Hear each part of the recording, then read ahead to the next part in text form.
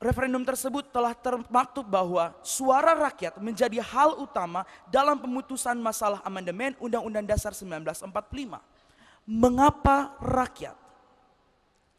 Indonesia adalah negara demokrasi di mana dalam pasal 1 ayat 2 menjelaskan bahwa kedaulatan berada di tangan rakyat dan dilaksanakan menurut Undang-Undang Dasar. Dalam pasal 1 Undang-Undang nomor 5 tahun 1958 huruf C juga menegaskan bahwa pemberi pendapat rakyat adalah warga negara Republik Indonesia yang memenuhi persyaratan yang ditetapkan dalam undang-undang ini. Kedua pasal ini telah menitik beratkan bahwa pendapat rakyat sangat diutamakan dalam penentuan masa depan bangsa. Dewan Juri yang terhormat dan rekan-rekan sekalian, Ubi Societies Ubius, di mana ada masyarakat, di situ ada hukum. Cicero. Terima kasih, kami kembali lagi menegaskan bahwa kami setuju terhadap mosi perdebatan kali ini dengan berbagai macam latar belakang yang telah kami kemukakan dan nanti akan dijelaskan kembali oleh pembicara kedua kami dan pembicara ketiga kami. Terima kasih, Assalamualaikum warahmatullahi wabarakatuh, salam sejahtera bagi kita semua, Om Swastiastu, Nama Budaya, terima kasih. Baik, terima kasih kepada tim Nusantara 10 atas argumentasi pembukanya. Dan hadirin langsung kita berikan kesempatan kepada tim Nusantara 13 dari kubu kontra untuk menyampaikan argumentasi pembuka dan waktunya 4 menit dari sekarang. Assalamualaikum warahmatullahi wabarakatuh. Yang mulia Dewan Juri yang terhormat, hadirin para pemerhati hukum sekalian, dan rekan-rekan dari tim pro yang kami banggakan. Perkenalkan, kami dari tim Nusantara 13, saya Rini Maisari sebagai pembicara pertama, kemudian Muhammad Irsan sebagai pembicara kedua, dan Raudatul Jannah sebagai pembicara ketiga. Berkaitan dengan mosi debat kita kali ini, yakni perubahan Undang-Undang Dasar Negara Republik Indonesia tahun 1945 melalui referendum. Dengan ini kami menegaskan bahwa kami tidak setuju pada mosi perdebatan kali ini. Dewan Juri yang terhormat dan hadirin sekalian, mengapa kemudian kami tidak setuju apabila perubahan konstitusi dilakukan melalui referendum, yang mana hal ini kami landasi dengan 3 argumentasi utama yang selanjutnya akan dijelaskan dan dikembangkan lebih lanjut oleh pembicara kedua dan pembicara ketiga dari tim kami. Dewan Juri yang terhormat, alasan pertama mengapa kami kontra, karena perubahan konstitusi yang dilakukan melalui referendum sejatinya tidak mencerminkan adanya kaidah permusyawaratan dan perwakilan sesuai dengan amanat sila keempat Pancasila. Dewan Juri yang terhormat, meskipun kedaulatan rakyat merupakan kedaulatan tertinggi yang diatur dalam konstitusi kita, namun kita harus mengetahui bahwa kedaulatan rakyat di Indonesia tidak dilaksanakan secara langsung oleh rakyat, melainkan kedaulatan dan legitimasi dari masyarakat diserahkan kepada suatu lembaga perwakilan rakyat yang dipilih secara langsung oleh rakyat melalui pemilihan umum. Hal ini sebagaimana yang dikatakan oleh Profesor Dr. Jimli Asyidiki SH dalam bukunya yang berjudul Konstitusi dan Konstitusionalisme di Indonesia, yang menyatakan bahwa kedaulatan rakyat di Indonesia dilaksanakan melalui 2 cara, yakni secara langsung dan secara keterwakilan, yang salah satunya adalah dapat melalui lembaga Majelis Permusyawaratan Rakyat Republik Indonesia.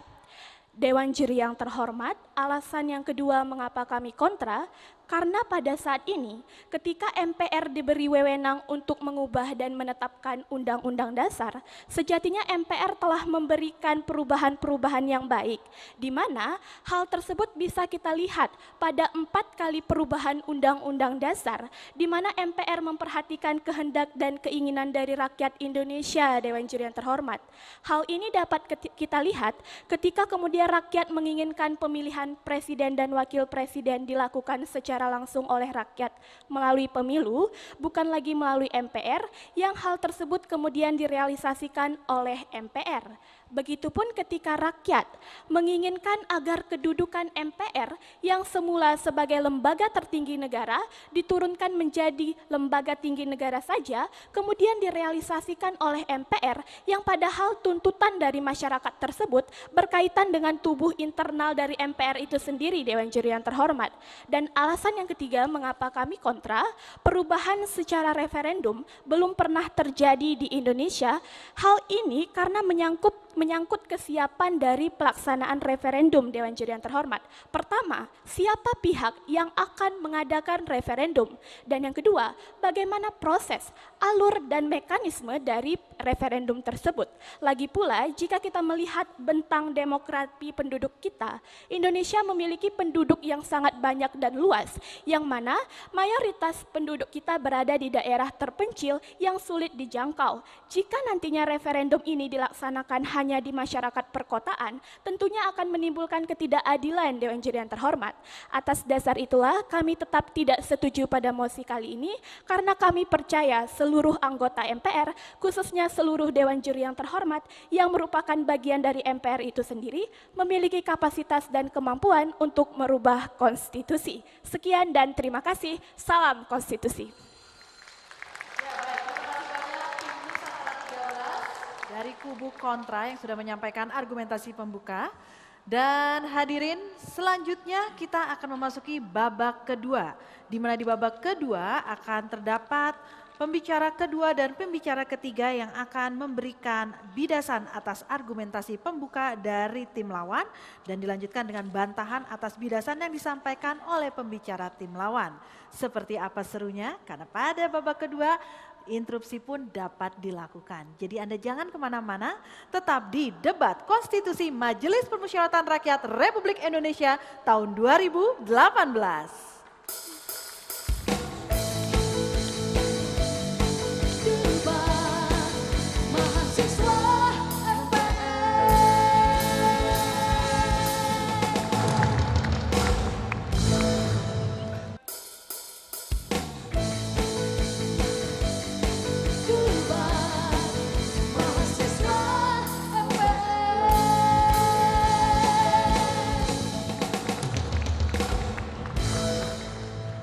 Anda masih bersama kami dalam debat konstitusi Majelis Permusyawaratan Rakyat Republik Indonesia tahun 2018.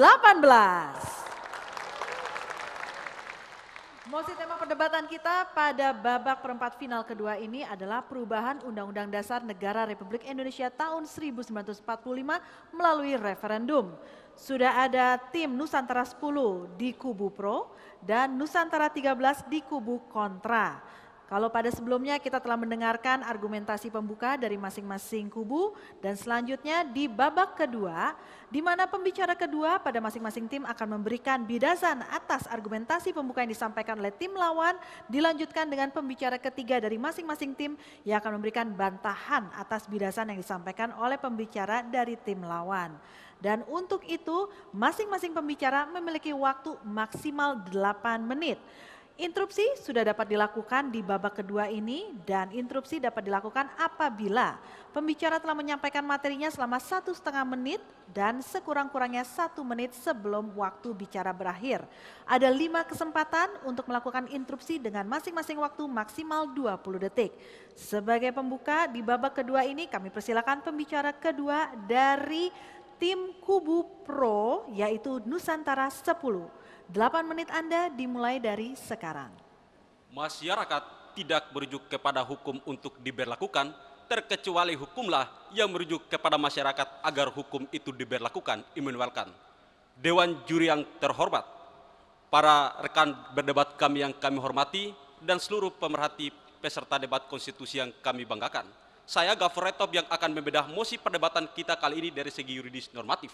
Namun sebelum saya menyampaikan argumentasi saya, izinkanlah terlebih dahulu untuk dapat membidas beberapa kesalahan berpikir yang telah dilontarkan oleh rekan-rekan kita dari tim kontra. Berkaitan dengan tawaran argumentasi dari pembicara kami mengenai sistem referendum ternyata ditolak oleh tim kontra, Dewan Juri yang terhormat. Penolakan tersebut dikemukakan hanya karena 3 kemungkinan. Yang pertama, bahwa jika kita melakukan sistem referendum, maka hal ini tidak mencerminkan amanat permusyawaratan rakyat yang diamanat oleh MPR. Padahal sudah jelas dan terang dalam konstitusi kita Undang-Undang Dasar Negara Republik Indonesia tahun 1945 yang secara tegas menegaskan dalam pasal 1 ayat 2 bahwa kedaulatan itu berada di tangan rakyat. kami sangat sepakat dengan tim kontra, di mana menjelaskan secara detail bahwa Majelis Permusyawaratan Rakyat bukan lagi sebagai lembaga tertinggi negara. Nah, hal inilah yang menjadi rujuk pembenaran kami terhadap konsep perdebatan ini, bahwa sesungguhnya kedaulatan itu murni berada di tangan rakyat, bukan berada di tangan siapapun. Dewan juri yang terhormat, masuk pada tatanan argumentasi saya, perlu kami jelaskan tentang hakikat daripada keberadaan sistem referendum. Arifin Banosuru menjelaskan bahwa ketika kalau kita membicarakan suatu topik persoalan, maka sejatinya kita mendudukan fondasi daripada permasalahan itu. Yang pertama, referendum adalah kegiatan untuk meminta pendapat rakyat secara langsung mengenai tujuan atau mengenai setuju atau tidak setuju terhadap MPR untuk mengubah Undang-Undang Dasar Negara Republik Indonesia tahun 1945. Yang pastinya tim kontra memahami betul bahwa tugas yang diemban oleh Majelis Permusyawaratan Rakyat sebagaimana termaktub dalam ketentuan Undang-Undang Dasar pada pasal 3 menjelaskan tentang kewenangan untuk mengubah dan menetapkan Undang-Undang Dasar, sejatinya dikonsultasikan untuk memintakan pendapat kepada pemegang tertinggi kedaulatan rakyat itu masyarakat itu sendiri. Interupsi. Untuk mengiyakan. Silakan. Saudara kami tim pro, ketika kita berbicara mengenai kedaulatan rakyat, perlu dipahami, menurut teori duk kontrak sosial, rakyat memberikan kepercayaannya kepada wakil-wakilnya untuk menjalankan kepentingan-kepentingan rakyat. Di Indonesia sendiri, lembaga tersebut adalah Majelis Permusyawaratan Rakyat. Jadi tidak mungkin rakyat yang 265 juta ini kemudian mengatakan bahwasannya kedaulatan berada di tangan rakyat tanpa adanya perwakilan dari suatu lembaga. Terima kasih. Dewan juri yang terhormat, kami pahami betul teori tentang kontrak sosial yang telah dipelopori oleh J.J. Rousseau dan Montesquieu, di mana teori kedaulatan rakyat tersebut memberikan kewenangan kepada suatu badan tertentu. Namun saudara tolong membaca dengan baik tentang kondisi realitas kehidupan masyarakat Indonesia, bahwa sudah 4 kali amandemen yang dilakukan oleh MPR, namun menurut Mahfud MD, hal ini tetap meninggalkan kesan yang tidak baik terhadap kehidupan kebangsaan kita. Dewan juri yang terhormat, hal itulah yang menurut kami perlu untuk diperjelas kepada tim kontra agar memahami, agar jangan menimbulkan teori-teori yang sudah semestinya tidak mencerminkan realitas yang terjadi pada masyarakat kita. Dewan juri yang terhormat, alasan yang kedua yang disampaikan oleh tim kontra, yaitu bahwa 4 kali perubahan yang dilakukan oleh MPR terhadap Undang-Undang Dasar, sungguh hal ini telah mencerminkan di mana bentuk pelaksanaan murni terhadap kedaulatan rakyat yang dilakukan oleh MPR berkaitan dengan amandemen terhadap perubahan Undang-Undang Dasar. Kita tahu bahwa perubahan terakhir terhadap Undang-Undang Dasar Negara Republik Indonesia yang keempat sudah tentunya menimbulkan kesan yang tidak baik, di antaranya posisi DPD atau Dewan Perwakilan Daerah kita yang di bawah, yang secara yuridis kita pahami bahwa seolah keberadaannya di bawah Dewan Perwakilan Rakyat. Hal ini pun kita dapat lihat pada pasal ketentuan pasal 7C Undang-Undang Dasar Negara Republik. Silakan. Dewan juri yang terhormat, kita ketahui bersama bahwa Indonesia belum pernah melakukan referendum.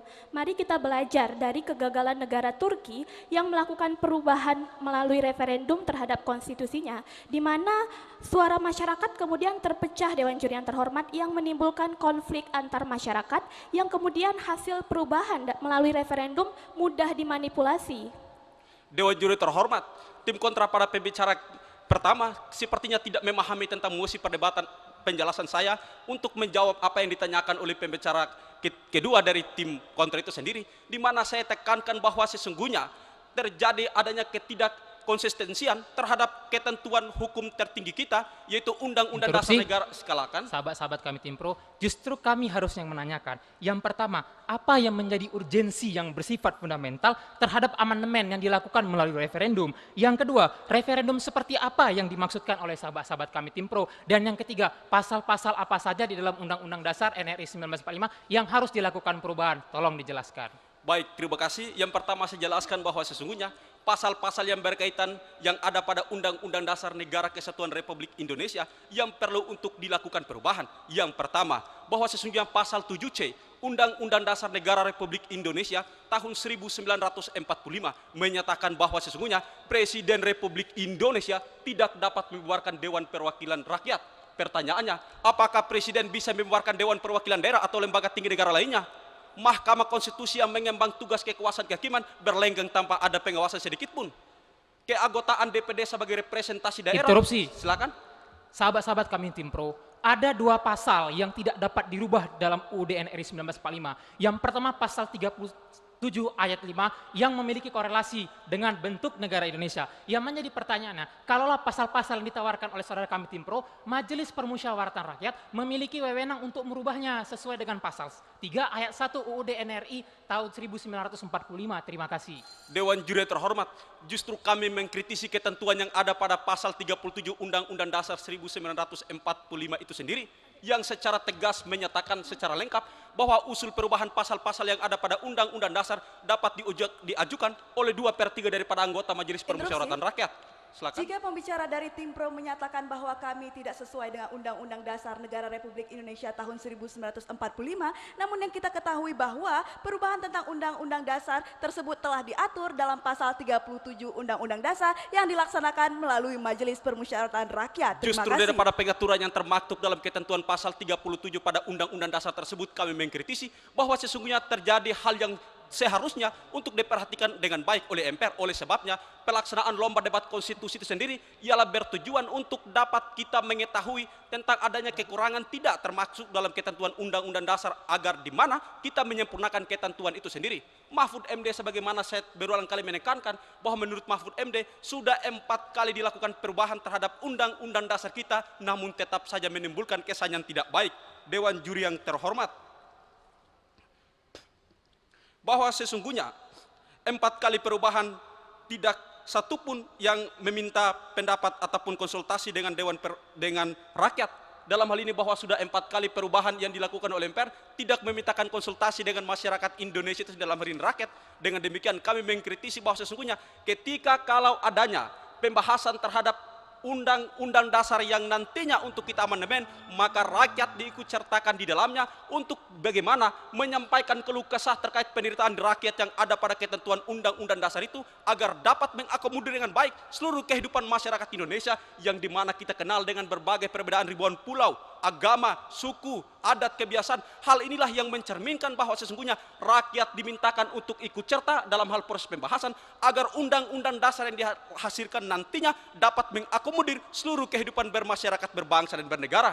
Dewan Juri yang terhormat, tim kontrak nampaknya tidak memahami tentang konstelasi kehidupan ketatanegaraan Indonesia. Yang jelas bahwa polemik yang terjadi banyak dalam ketentuan Undang-Undang Dasar kita. Hal inilah yang menuntut Majelis Permusyawaratan Rakyat untuk melakukan penyempurnaan terhadap Undang-Undang Dasar itu. Maka 4 kali perubahan pun tidak cukup, sehingga ingin dilakukan perubahan yang kelima. Maka perubahan yang kelima kami tawarkan sistem referendumlah yang menjadi tatanan utama untuk bagaimana aspirasi daripada masyarakat daerah tersebut dapat terdengarkan dengan baik. Bayangkan saja Indonesia dengan perbedaan tersebut mempunyai kepentingan yang berbeda bisa dapat terjawab. Sekian dan terima kasih. Billahi fisabilillah, fastabiqul khairat. Wassalamualaikum warahmatullahi wabarakatuh. Salam konstitusi. Waalaikumsalam warahmatullahi wabarakatuh. Wow. Saya pikir cuma saya yang bisa ngomong cepat, ternyata pembicara kedua dari tim Nusantara 10 ngomongnya bisa cepat juga ya. Baik, lanjut kita akan mendengarkan bagaimana birasan argumentasi pembuka yang akan disampaikan oleh pembicara kedua dari tim Nusantara 13 kubu kontra. Waktu 8 menit, kami silahkan dari sekarang. Masih terngiang di telinga kita sebuah kalimat yang termasyhur yang dikeluarkan oleh Profesor Sri Sumantri yang mengatakan konstitusi sebagai hukum tertinggi di negara yang berisi konstelasi ketatanegaraan dan lembaga negara melalui sejarah dan pengalaman bangsa sebagai arah tujuan kita dalam berbangsa dan bernegara. Pendapat Prof. Sri Sumantri dalam rapat BPH MPR Amandemen keempat UUD NRI tahun 1945. Dewan Juri yang kami muliakan, sahabat-sahabat berpikir kami Tim Pro, serta para pengamat dan pemerhati konstitusi, izinkanlah saya selaku pembicara kedua yang merupakan representasi dari tim Nusantara 13 yang dalam hal ini berdiri sebagai posisi kontra untuk mengemukakan gagasan-gagasan argumentasi kami. Tetapi sebelum itu, marilah kita melirik sama-sama gagasan argumentasi yang telah disampaikan oleh Tim Pro sebelumnya. Dewan Juri yang kami muliakan, pembicara pertama dari Tim Pro mengatakan bahwasannya Undang-Undang Nomor 5 tahun 1958 tanpa menyebutkan tentang apa. Kalaulah yang dimaksudkan tentang referendum, berarti itu adalah Undang-Undang Nomor 5 tahun 1985 yang sudah dicabut dengan ketetapan MPR yang nanti akan dijelaskan oleh pembicara ketiga. Oleh karena itu, konsekuensinya tidak dapat dijadikan dasar hukum karena undang-undang tersebut telah dicabut dan dinyatakan tidak berlaku lagi. Yang kedua, pembicara pertama dari tim pro juga tidak menjelaskan pengertian referendum seperti apa yang dimaksud. Pendapat tim pro mengatakan bahwa referendum ini nanti akan diserahkan kepada rakyat, di mana rakyat nanti akan yang menilai terhadap perubahan konstitusi kita. Padahal seharusnya sahabat-sahabat kami, silakan.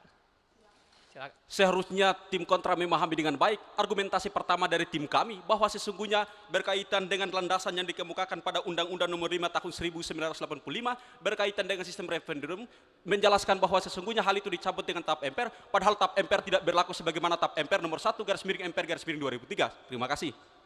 Sahabat-sahabat kami tim pro, tap MPR tersebut berlaku ketika masa reformasi. Dan perlu diketahui bahwasannya tim pro juga menyetujui ternyata pembicara pertama salah menyebutkan undang-undang.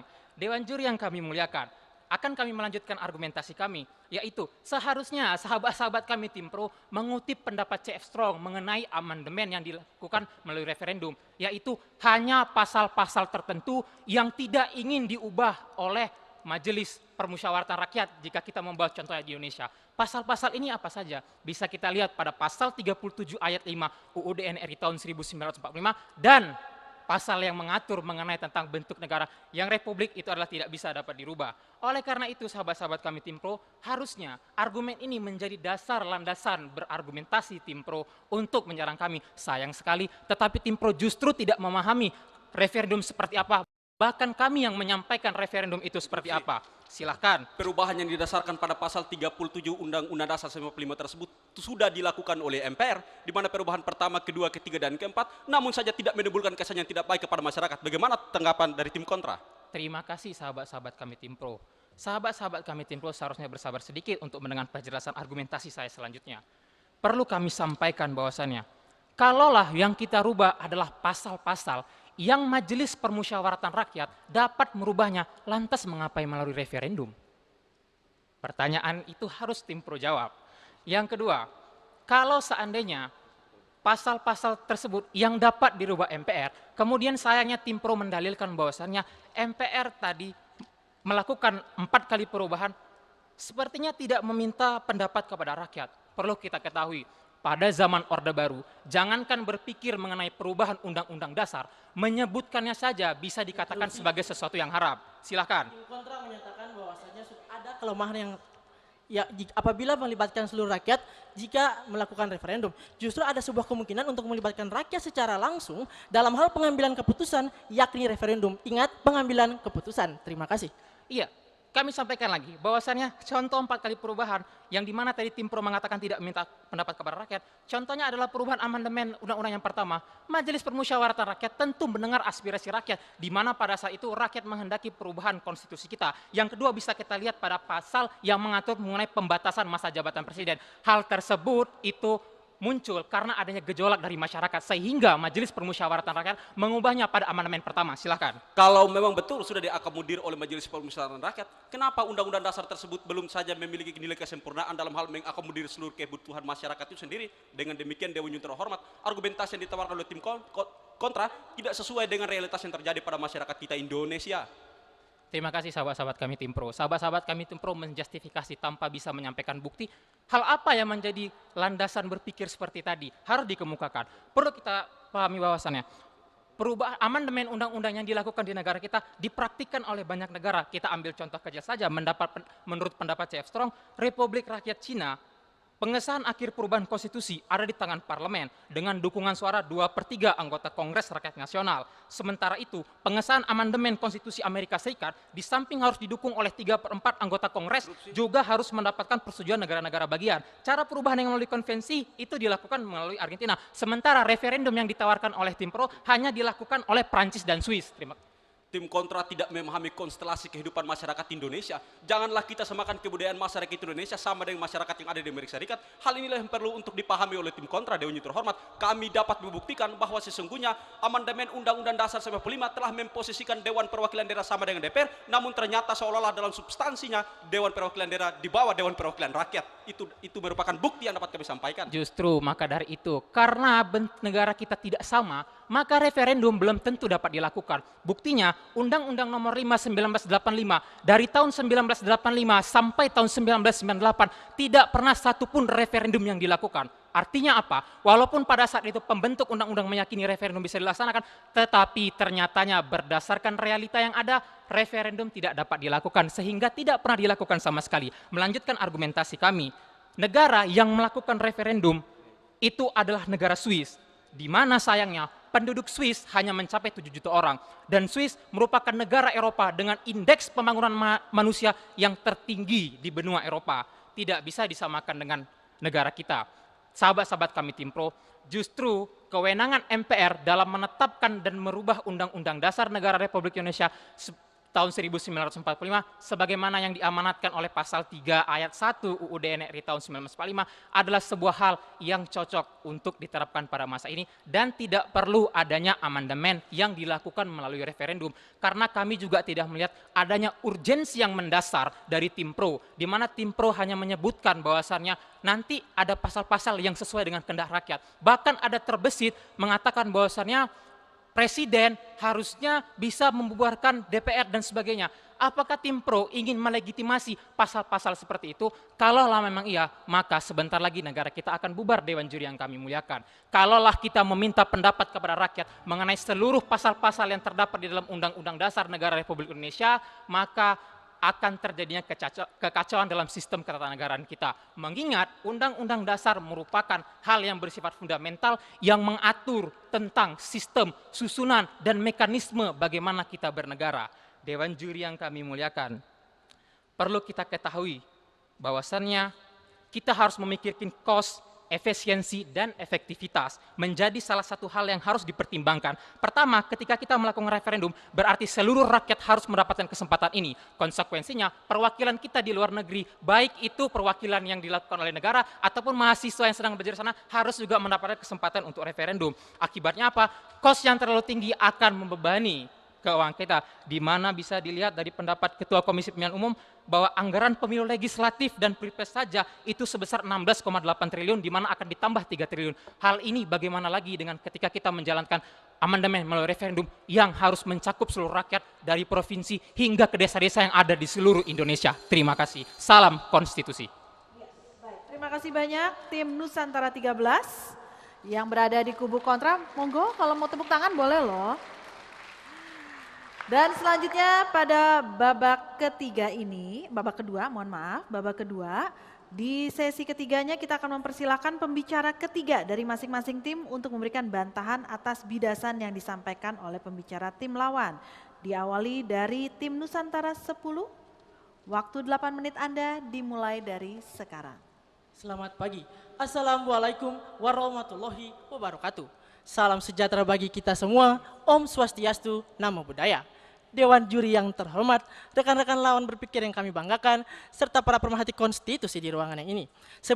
Izinkanlah saya, sebelum melanjutkan pada bangunan argumentasi saya, untuk membidas terlebih dahulu bangunan argumentasi yang telah disampaikan oleh tim kontra. Yang pertama, bahwasanya pembicara kedua dari tim kontra mencontoh negara referendum yang dilaksanakan di negara Turki, yang mereka juga meyakini bahwasanya tidak dapat dilakukan perbandingan di luar negeri seperti yang telah dicontohkan di Amerika Serikat, dan mereka mengiyakan pendapat dari pembicara kedua, bahwasanya ciri khas rakyat Turki dan Indonesia berbeda, sehingga mencontoh akibat dari referendum di negara Turki tidaklah relevan. Yang berikut bahwasannya mereka mengatakan tidak pernah dilaksanakan referendum di Indonesia. Mungkin saudara tim kontra kekurangan referensi bahwasanya telah diadakannya 2 kali referendum di Indonesia. Yang pertama tahun 1968 ketika dilaksanakannya referendum di tanah Irian Jaya yang mana menentukan nasib Irian Jaya untuk bergabung dengan Negara Kesatuan Republik Indonesia, yang akibat buruknya yakni hanya dipilih 1025 orang Irian Jaya untuk menentukan nasib 800.000 orang Irian Jaya pada saat itu. Selain itu juga referendum yang kedua, yakni terjadi pada referendum Provinsi Timur Timur pada tahun 1999 yang menciptakan konflik SARA serta konflik di dalam masyarakat. Selain itu menjawab permasalahan tentang apabila dilaksanakannya referendum, bagaimana dengan nasib warga negara Indonesia di luar negeri. Dipersilakan. Seperti yang kita ketahui, dalam mosi kali ini yang kita perdebatkan ialah perubahan Undang-Undang Dasar Negara Republik Indonesia melalui referendum, bukan bagian dari pemisahan negara yang pernah terjadi di Indonesia seperti contoh-contoh dari Irian Jaya dan lain sebagainya yang telah disampaikan oleh Tim Pro. Harap Tim Pro lebih mengerti arah mosi yang kita perdebatkan kali ini. Terima kasih. Karena ketidakmengertian dari tim kontra, maka tim pro harus meluruskan kembali. Kita juga mengetahui bahwasannya di luar negeri, Indonesia mewakili perwakilan-perwakilan seperti kedutaan besar, konjen, dan konsulat yang dapat digunakan untuk melaksanakan referendum itu sendiri. Dewan juri yang terhormat, saya akan melanjutkan pada bangunan argumentasi. Dipersilakan. Sahabat-sahabat kami Tim Pro, sekali lagi dan sudah berkali-kali kami tegaskan, hal yang kita dibahas di sini adalah referendum konstitusi, bukan referendum menentukan nasib dari suatu wilayah. Ini adalah hal yang sangat berbeda jika dilihat secara fundamental, di mana saudara-saudara kami Tim Pro seharusnya bisa melihat pendapat dari CF Strong, apa itu pengertian dari referendum konstitusi. Terima kasih. Dewan juri yang terhormat, izinkanlah kami terlebih dahulu untuk melanjutkan bangunan argumentasi kami. Sebagai sebuah negara merdeka yang menjunjung tinggi hak asasi manusia dalam menentukan hak-hak konstitusionalnya sebagai rakyat dari bangsa suatu negara, maka referendum adalah salah satu wujud dari pengakuan terhadap hak konstitusional itu sendiri.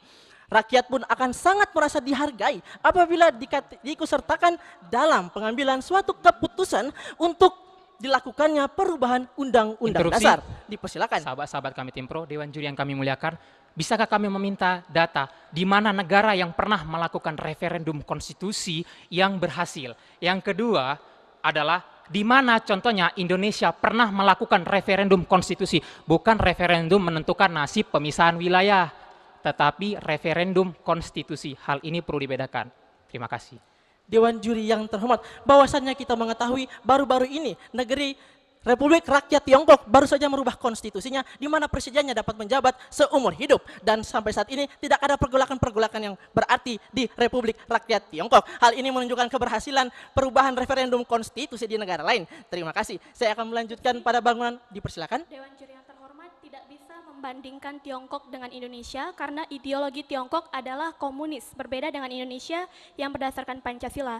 Lagi pula dengan adanya referendum ini seolah-olah kita meragukan kapasitas MPR untuk melakukan perubahan terhadap konstitusi, padahal anggota MPR terdiri dari orang-orang yang mengetahui terkait konstelasi ketatanegaraan dengan baik. Dewan juri yang terhormat. Dewan juri yang terhormat, bahwasannya apa yang ditanyakan sebelumnya oleh tim kontra hanyalah referendum konstitusi, maka yang saya jawab adalah referendum konstitusi tersebut. Akan saya lanjutkan dan kami meyakini bahwasannya hal tersebut akan membangkitkan rasa nasionalisme. Sejarah pun berbicara, sepanjang kehidupan berbangsa dan bernegara, Indonesia telah merubah Undang-Undang Dasar 1945 sebanyak 4 kali selama 4 tahun berturut-turut yang diakui oleh Profesor Mahfud MD. Walaupun amandemen terhadap Undang-Undang Dasar 1945 telah terjadi pada tahun 99, 2000, 2001, dan 2002, sudah sangat cermat dan hati-hati, tetap saja meninggalkan ketidakpuasan. Ketidakpuasan yang dimaksud di sini yakni rakyat merasa tidak puas terhadap hasil dari amandemen yang telah dibuat. Sehingga berangkat dari hal tersebut, maka solusinya yaitu dengan melalui referendum terkait dengan pasal 18B, 18 huruf A dan B, Undang-Undang Nomor 5 tahun 1985 memberikan syarat 90% dari jumlah pemilih harus memilih dan 90%-nya harus memvote setuju untuk dilakukannya perubahan jika kita bandingkan dengan syarat perubahan amandemen yang dilakukan oleh anggota Majelis Permusyawaratan Rakyat pada pasal 37 ayat 3 bahwa 2/3 harus hadir untuk membahas, dan pada ayat keempat yakni 50% plus 1 suara dari 2/3 yang hadir untuk memvote ya. Maka sejatinya hal ini tidak sebanding jika kita berbicara tentang keterwakilan suara dalam sebuah pengambilan keputusan. Dipersilakan. Rekan-rekan dari Tim Pro, kami memiliki 2 pertanyaan yang sangat penting yang harus dijawab. Pertama adalah pasal-pasal apa yang terdapat dalam Undang-Undang Dasar saat ini yang tidak mencerminkan keinginan dan kemauan dari rakyat Indonesia. Yang kedua adalah siapa kemudian lembaga yang berwenang untuk melakukan referendum. Dewan juri yang terhormat, inilah yang kemudian harus dibahas lebih lanjut. Dewan juri yang terhormat, bahwasanya sudah dijawab oleh pembicara kedua tentang pertanyaan dari tim kontra. Saya akan melanjutkan, adapun contoh secara matematis. Demikian, 2/3 dikali 560 anggota MPR sama dengan 374 atau 66%. Yang akan kita masukkan dalam rumus pada pasal ayat keempat, yakni 374 anggota MPR yang hadir dibagi 2, di mana dari dapat angka 2, 50% tersebut. Sama dengan 187 anggota yang memvote yes. Jika kita asumsikan, rata-rata tiap anggota MPR memperoleh 500.000 suara pada pemilu lalu, sehingga total jika dikalikan adalah 93,5 juta dari 190.307.134 daftar pemilih tetap pada tahun 2014, maka jumlah persentasinya adalah 49,13. Hal ini justru sangat tidak relevan apabila dalam Undang-Undang Nomor 5 Tahun 1985 menetapkan angka 90% dan harus juga dipilih ya dengan 90%. Sehingga kami memproposalkan untuk yang pertama, penyempurnaan frasa pada pasal 37 Undang-Undang Dasar Negara Republik Indonesia tahun 1945, yakni untuk mengubah pasal-pasal Undang-Undang Dasar Negara Republik Indonesia tahun 1945 harus dengan persetujuan rakyat melalui referendum. Yang kedua, memperbarui Undang-Undang Nomor 5 tahun 1985 tentang referendum, khususnya pada pasal 18 huruf A dan B, dengan setidak-tidaknya 60% datang dan menggunakan hak suaranya dan setuju, dan 60% dari yang datang setuju untuk melaksanakan adanya amandemen. Dewan juri yang terhormat, saya sebagai pembicara ketiga dari tim pro ingin menegaskan kembali posisi kami bahwasanya kami setuju terhadap mosi perdebatan kali ini, yakni perubahan Undang-Undang Dasar Negara Republik Indonesia tahun 1945 melalui referendum yang menjunjung tinggi hak-hak konstitusional warga negara itu sendiri. Assalamualaikum warahmatullahi wabarakatuh. Salam sejahtera bagi kita semua. Salam konstitusi. Dari kubu pro. Baik, kami persilakan pembicara ketiga dari Nusantara 13 dari kubu kontra untuk menyampaikan bantahan atas bidasan yang disampaikan oleh pembicara tim lawan Anda. Waktu 8 menit untuk Anda dimulai dari sekarang. Drolidone puskusot di Maunde. Hukum memberi tidak lebih dari apa yang dibutuhkan. Assalamualaikum warahmatullahi wabarakatuh. Dewan juri yang kami muliakan, para hadirin pemerhati hukum dan debat konstitusi yang kami hormati, dan rekan-rekan berpikir kami dari tim pro yang kami banggakan. Sebelum saya sebagai pembicara ketiga selaku representasi dari Nusantara 13 menyampaikan argumentasi utama kami, izinkanlah awalnya saya untuk membidas beberapa kekeliruan berpikir yang telah disampaikan oleh pembicara-pembicara tim pro sebelumnya. Yang pertama, jika pembicara pertama dari tim pro mengatakan dan mengutip perkataan dari Insinyur Soekarno yang bahwasanya Insinyur Soekarno mengatakan bahwa jika ingin mengubah undang-undang dasar tersebut akan mengumpulkan kembali Majelis Permusyawaratan Rakyat yang kemudian dapat membuat Undang-Undang Dasar Negara Republik Indonesia tahun 1945. Dengan demikian berarti tim pro setuju dengan argumentasi yang kami bawakan. Apabila Undang-Undang Dasar ingin dirubah maka harus didudukkannya kembali Majelis Permusyawaratan Rakyat atas dasar perkataan dari Insinyur Soekarno tersebut, Dewan juri yang terhormat. Yang kemudian kami tidak melihat sama sekali urgensi ataupun mekanisme yang baik yang ditawarkan dari tim pro, bagaimana proses-proses ataupun mekanisme jika kembali Indonesia menerapkan referendum itu sendiri, dan bahwasanya solusi dari tim pro yang ingin mengamandemen ataupun merevisi Undang-Undang Dasar Negara Republik Indonesia tahun 1945 yang pada pasal 37 dengan menambahkan klausul penambahan, ya silakan saudaraku. Dewan juri yang terhormat, maka di sini kita mengetahui siapa yang tidak fokus pada mosi perdebatan kita. Karena saya telah menjelaskan bahwa Insinyur Soekarno berpendapat seperti itu. Kemudian saya tegaskan kembali lagi bahwa kita perlu suara rakyat. Terima kasih. Tentu, Insinyur Soekarno berpendapat demikian saudara-saudaraku dari tim pro. Dan kemudian tim pro mengatakan bahwa referendum diperlukan, namun tim pro tidak menjelaskan bagaimana mekanisme dan urgensi apa yang kita miliki saat ini sehingga referendum itu dibuktikan di negara kesatuan Republik Indonesia. Ya silahkan. Dewan Juri yang terhormat, tim kontra tidak menyinggung tentang substansi, hanya menyinggung tentang kata pembuka yang telah dilontarkan oleh pembicara kami, yang sejatinya dibuktikan oleh tim kontra, bahwa apabila sistem referendum tidak digunakan, apakah betul amandemen berikutnya dapat mengakomodir seluruh kehidupan masyarakat Indonesia? Bisakah tim kontra menjelaskan mengenai pendapat Mahfud MD yang sudah 4 kali dilakukan perubahan, namun tidak menimbulkan kesan yang baik kepada masyarakat? Terima kasih. Tentu Dewan Juri yang terhormat, sebelumnya selain menyinggung substansi ataupun pembukaan, kami juga telah menyinggung kekeliruan dari pemberian solusi yang diberikan oleh tim pro. Dan mengenai perkataan oleh Mahfud MD, Dewan Juri yang terhormat, silakan saudaraku. Disayangkan bahwa tim kontra tidak merujuk pada Undang-Undang Nomor 5 Tahun 1985, bahwasanya Presiden membentuk panitia khusus untuk melaksanakan referendum dengan anggota yang berasal dari anggota Komisi Pemilihan Umum pada setiap tingkat dan diketuai oleh Menteri Dalam Negeri, di mana pada Presiden dan Mendagri dicantumkan dalam undang-undang tersebut dan sebagai alternatif menggunakan anggota KPU untuk melaksanakan referendum tersebut. Terima kasih. Baiklah Dewan Juri yang terhormat, menjelaskan Undang-Undang Nomor 5 Tahun 1985 tentang referendum yang kemudian dicabut melalui ketetapan MPR Nomor 8 Tahun 1998 yang tentunya pada tahun tersebut reformasi terjadi di mana rakyat ingin agar referendum tidak dilaksanakan. Terbukti pada tahun mulainya 1985 di mana undang-undang referendum tersebut disahkan sampai dengan tahun undang-undang mengenai referendum tersebut dicabut, Indonesia tidak pernah sekalipun mengadakan yang namanya referendum terkait dengan konstitusi ketatanegaraan. Dewan Juri yang terhormat, dan demikian pun tim pro tidak dapat menyuguhkan kepada kita semua apa saja yang telah dilakukan Indonesia terkait referendum undang-undang dasar. Silahkan. Ketiadaan itulah yang dirasakan oleh Majelis Permusyawaratan Rakyat Republik Indonesia saat ini diperlukan sehingga menjadi sebuah mosi perdebatan kali ini. Terima kasih. Tentunya pada spirit reformasi dengan pencabutan melalui ketetapan MPR Nomor 8 Tahun 1998, tentunya pada saat itu Majelis Permusyawaratan Rakyat mendengar aspirasi dari rakyat itu sendiri, dan tentunya rakyat juga sependapat bahwa referendum tidak dibutuhkan. Dewan Juri yang terhormat, menyinggung perkataan dari Mahfud ya silakan. Dewan Juri yang terhormat, apa masalah jika perubahan Undang-Undang Dasar Negara Republik Indonesia tahun 1945 dilakukan melalui referendum?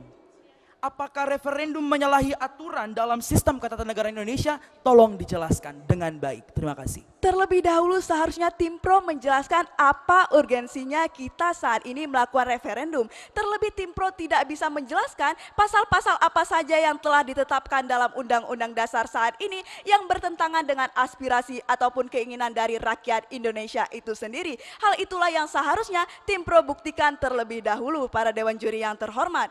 Kemudian mengenai persamaan dan perbedaan mengenai negara-negara yang melakukan referendum, seperti yang ketahui bahwa menurut Bappenas, Indonesia penduduknya pada tahun 2018 ini mencapai 265 juta jiwa, dan juga luas negara Indonesia merupakan 1.905 juta kilometer kubik. Dewan Juri yang terhormat, di mana pelosok-pelosok desa bukan hanya yang ada pada perkotaan, melainkan dari seluruh Nusantara harus melaksanakan referendum jika itulah yang diamini oleh tim pro. Tidak hanya itu Dewan Juri yang terhormat, kita juga tidak bisa mengamputasi hak-hak warga negara Indonesia yang berkediaman di luar negeri dan di luar Nusantara. Dewan Juri yang terhormat, dengan demikian kami merasakan tidak adanya urgensi dari referendum itu sendiri, maka tidak menimbulkan pula hal-hal apa saja yang harus kita lakukan jika referendum ini akan terjadi di tanah air. Karena kami tentunya percaya bahwa Majelis Permusyawaratan Rakyat telah mengerti sesuai dengan pasal 37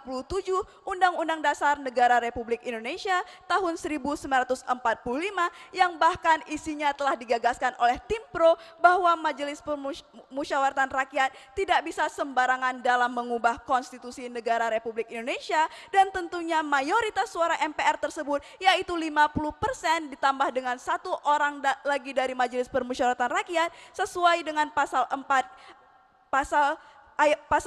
ayat 4 pada pasal 37 Undang-Undang Dasar Negara Republik Indonesia, tentunya sesuai dengan mayoritas suara MPR dan tentunya juga merupakan representasi dari suara rakyat, karena sejatinya rakyatlah yang memilih siapa saja yang berhak menduduki dalam Majelis Permusyawaratan Rakyat tersebut. Dewan Juri yang terhormat, dan jika kita melihat pendapat dari Stephen Tierney dalam bukunya Constitutional Referendum, The Theory and Practices of Republican Deliberations, beliau berpendapat bahwa referendum tidak bebas dari kritisi. Dewan Juri yang terhormat, kritisi yang pertama datang dari secara definisi masyarakat dapat termanipulasi oleh para elit ataupun pengurus yang mengorganisasikan pelaksanaan dari referendum tersebut, yang bahkan tim pro gagal menyediakan siapakah pelaksana dari referendum tersebut jika kita mengamini mosi pada perdebatan kali ini, Dewan Juri yang terhormat. Kemudian kritik yang kedua, menurut buku tersebut ialah secara desain, referendum memiliki kecenderungan hanya untuk mengumpulkan pendapat dari opini yang telah terbangun sebelumnya dan bukan untuk mendorong sebuah musyawarah yang untuk mencapai mufakat yang membawa arti sebenarnya. Karena apa? Karena hal tersebut tentunya juga bertentangan dengan sila keempat Pancasila yang selaku dasar negara dari Negara Kesatuan Republik Indonesia, yang menegaskan bahwa kedaulatan berada di tangan rakyat melalui permusyawaratan dan juga prinsip-prinsip keterwakilan yang akan dijalankan oleh Majelis Permusyawaratan Rakyat. Dewan Juri yang terhormat, oleh karena hal tersebutlah, Dewan Juri yang terhormat, kami rasa status quo yang ada saat ini sesuai dengan pasal 37 Undang-Undang Dasar tahun 1945 dengan mendudukkan MPR untuk telah diatur sedemikian rupa pada pasal 37 tersebut. Dari ayat 1 sampai dengan ayat 4, kami dengan tegas tetap kontra terhadap mosi perdebatan kali ini. Sekian dan terima kasih. Salam konstitusi. Baik, terima kasih banyak tim Nusantara 13 yang berada di kubu kontra atas bantahan dari bidasan yang disampaikan oleh pembicara tim lawan. Dan hadirin yang kami hormati, tadi telah kita saksikan 4 sesi di babak kedua ini. Bagaimana tentang solusi dan rekomendasi yang akan disampaikan oleh masing-masing tim. Anda jangan kemana-mana, setelah yang satu ini tetap di debat konstitusi Majelis Permusyawaratan Rakyat Republik Indonesia tahun 2018.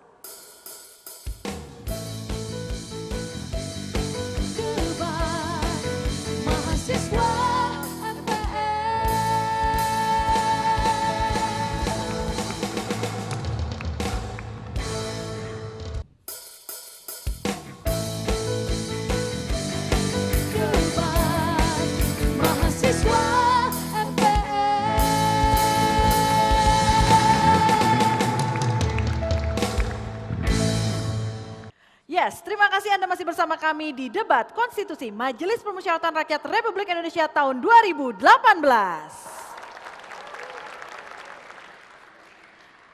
Tema kami dalam perdebatan kali ini adalah perubahan Undang-Undang Dasar Negara Republik Indonesia tahun 1945 melalui referendum.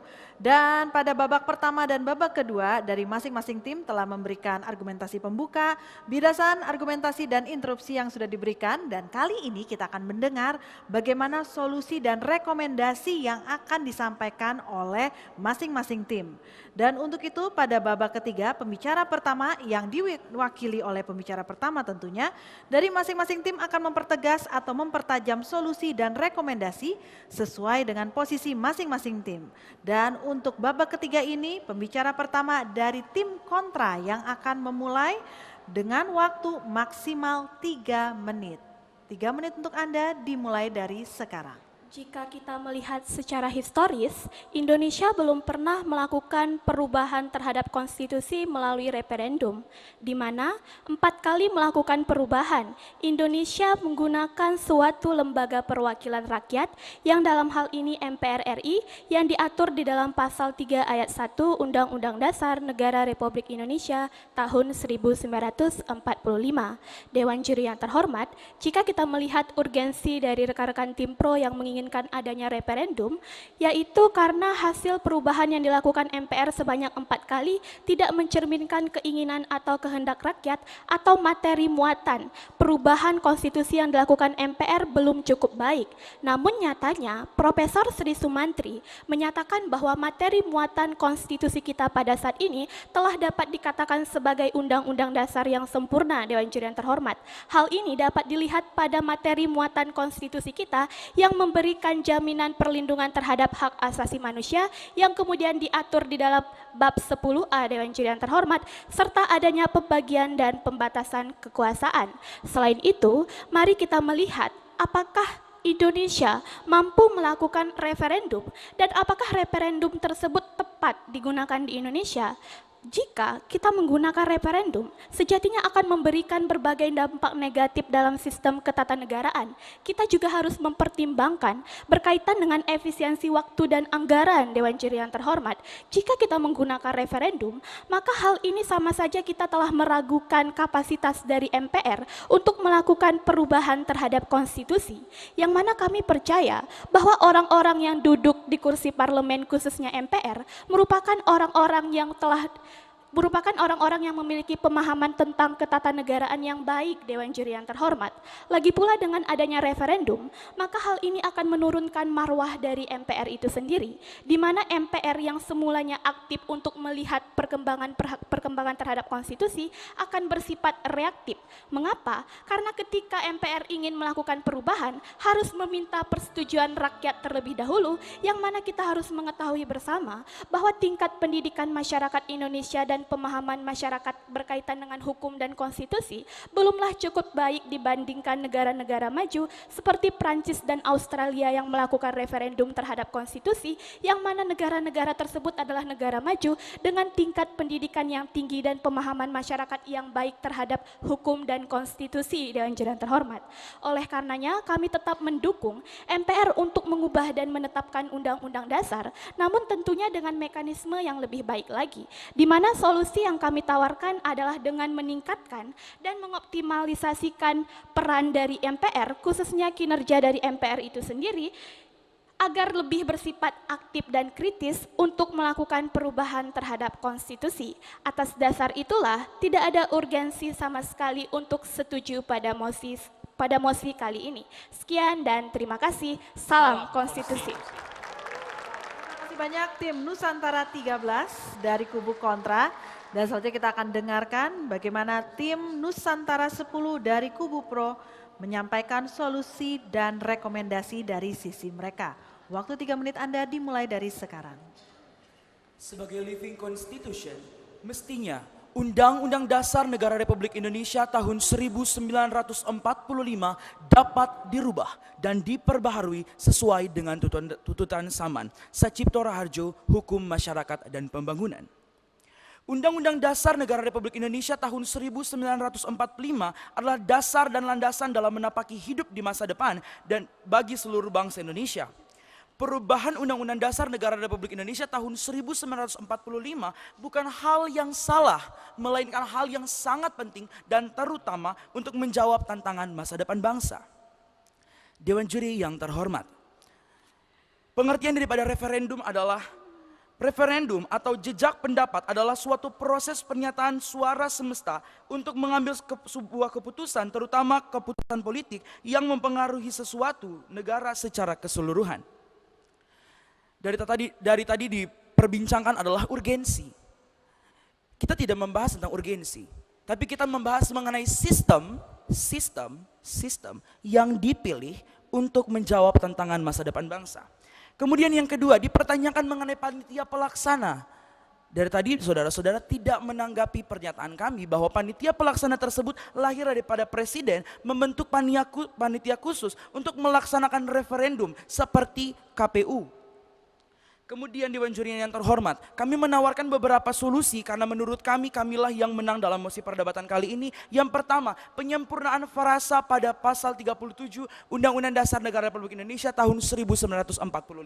Dan yang kedua, memperbaharui Undang-Undang Nomor 5 tahun 1985 tentang referendum pada pasal 18 huruf A dan B. Terima kasih. Wassalamualaikum warahmatullahi wabarakatuh. Salam konstitusi. Baik, terima kasih banyak tim Nusantara 10 di kubu pro.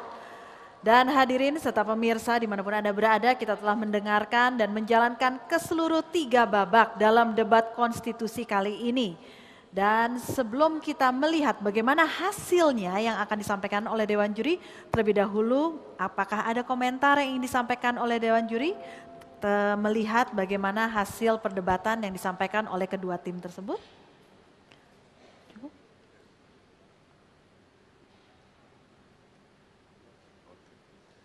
Ya, jadi dasar kita lakukan referendum, kalau mau referendum memang kita harus ikut pada TAP MPR nomor 4 tahun 83. Keluar undang-undang tentang teknis referendum adalah Undang-Undang nomor 5 tahun 85. Lantas tahun 98 TAP MPR nomor 8 tahun 98 mencabut TAP MPR nomor 4 tahun 83 tentang referendum itu. TAP MPR nomor 4 tahun 83 tentang referendum, bahwa dilakukan referendum setuju atau tidak jika Undang-Undang Dasar dirubah. Ditanya rakyat, ya setuju atau tidak. Kalau lebih banyak yang setuju, maka lakukan perubahan. Tapi kalau lebih banyak yang tidak, nah ini soal efisien atau tidak. Pelaksanaan TAP MPR nomor 4 tahun 83 itu tentang referendum untuk merubah Undang-Undang Dasar, keluarlah Undang-Undang nomor 5 tahun 85. Oleh karena itu, pada tahun 98, MPR melakukan sidang sebelum dilakukan perubahan. Perubahan pertama, tahap pertama, kedua, ketiga, keempat, tahun 98 itu ada sidang istimewa, dicabutlah TAP referendum itu. Jadi dua ketetapan yang dikeluarkan tahun 98, pertama mencabut TAP tentang referendum, ya. Yang kedua adalah menetapkan pembatasan masa jabatan presiden itu. Itu TAP nomor 13. Jadi TAP 8 dan TAP nomor 13. Oleh karenanya bahwa jika kita mengulas tentang ini semua, TAP MPR masa tahun 83 sudah dicabut dengan TAP MPR tahun 98, posisinya di situ sama dengan tadi pembahasan bahwa kedaulatan adalah di tangan rakyat dan dilaksanakan sepenuhnya oleh Majelis Permusyawaratan Rakyat. Jadi sebenarnya MPR itu dapat saja mau berubah tanpa melalui apa-apa pun. Tapi di dalam ketetapan pada waktu itu, ketetapan MPR bahwa TAP nomor 4 tahun 83 senyatanya dikeluarkan TAP itu kalau mau merubah Undang-Undang Dasar harus melalui referendum. Sekarang TAP ini memang sudah dicabut, ya TAP 8 mencabut TAP 4, TAP 8 dan TAP 4 itu dicabut dan dinyatakan tidak berlaku oleh TAP MPR nomor 1 tahun 2003. Ini harus itu sejarahnya. Jadi kalau rekomendasi kita katakan, terlepas rekomendasi mana yang betul, ini kan soal debat saja. Kalau rekomendasi kita nyatakan, harus memang pasal 37 ini kita rubah. Bahwa mau merubah Undang-Undang Dasar, MPR silakan merubah, tapi lakukan sebelumnya referendum. Gitu. Saya itu saja komentar, saya nikmati perdebatan ini, dan yakinlah saya kira tim juri, dewan juri, akan menentukan pilihan siapa yang lebih unggul. Semuanya unggul, tapi harus ada yang lebih. Kalau tidak, ya dalam penentuan semuanya ya harus memang ada yang lebih. Kalau sama-sama unggul nanti ya ini sama-sama unggul, tapi ada yang lebih unggul. Terima kasih. Baik, terima kasih. Sudah cukup? Ada yang ingin disampaikan lagi? Silakan. Ya, saya cuma nambah sedikit aja. Jadi sebenarnya ketika kita mengeluarkan TAP dan undang-undang tentang referendum itu keinginannya bukan untuk melaksanakan perubahan itu melalui referendum. Justru untuk mempersulit supaya Undang-Undang Dasar itu tidak bisa diubah, itu saya kira. Jadi artinya ini seperti posisi kontra, pro dan kontra ini kan tidak ada yang salah, tidak ada yang benar. Juga ketika membuat aturan perundang-undangan juga begitu, nggak ada yang salah, nggak ada yang benar. Tetapi mana yang paling cocok dan mana yang paling diinginkan pada saat itu. Nah itulah kata Pak Rambi tadi, menang dan kalah itu cuma soal nasib aja. Saya kira itu. Terima kasih. Terima kasih banyak Bapak Bambang Sadono dan Bapak Rambe Kamarul Zaman. Apakah ada yang ditambahkan Pak Martin, Pak Tifatul? Jadi di masa Orde Baru diadopsi sistem referendum. Tetapi referendum itu hanya sekedar mendengar pendapat rakyat. Kalau hasilnya menyatakan perlu perubahan, yang melaksanakan perubahan tetap adalah MPR, bukan hasil referendum. Nah, di dalam sistem kita sekarang itu tidak kita anut lagi. Keinginan perubahan langsung dilakukan oleh MPR di dalam aturan yang ada melalui usul DPR, kemudian juga dibahas di dalam persidangan MPR. Nah, saya kira sistem ini yang akan kita pegang. Referendum itu adalah masa lalu kita. Tapi kalau mau dibuat referendum, maka harus diadakan perubahan Undang-Undang Dasar. Kedua tim mendiskusikan ini, belum tentu itu adalah keinginan mereka. Tapi karena temanya dibuat oleh panitia, maka kami menikmati debat di antara adik-adik ini. Terima kasih. Wassalamualaikum warahmatullahi wabarakatuh. Shalom, Om Swastiastu, Namo Buddhaya. Ya, terima kasih banyak Pak Martin Huta Barat. Bagaimana? Sudah cukup? Baik. Pemirsa juga hadirin yang kami hormati, sesaat lagi kita akan mengetahui siapakah yang akan maju antara tim Nusantara 10 ataukah tim Nusantara 13 yang akan maju di babak semifinal pertama berhadapan dengan tim Nusantara 4. Anda jangan kemana-mana, tetap di debat konstitusi Majelis Permusyawaratan Rakyat Republik Indonesia tahun 2018.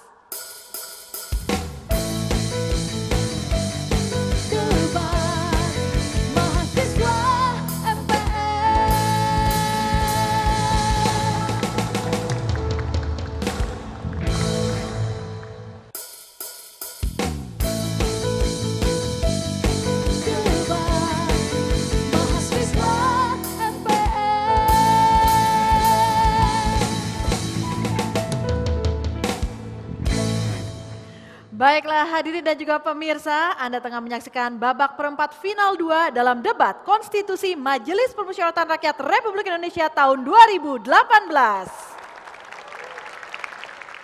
Dan akhirnya kita sampai di segmen terakhir di mana kita akan melihat siapakah dari kedua tim yang sudah berhadapan pada kesempatan hari ini dengan mosi tema perdebatan perubahan Undang-Undang Dasar Negara Republik Indonesia tahun 1945 melalui referendum, apakah Nusantara 10 yang berada di kubu pro ataukah Nusantara 13 yang berada di kubu kontra.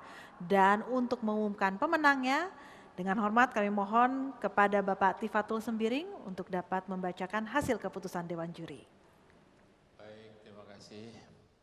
Assalamualaikum warahmatullahi wabarakatuh.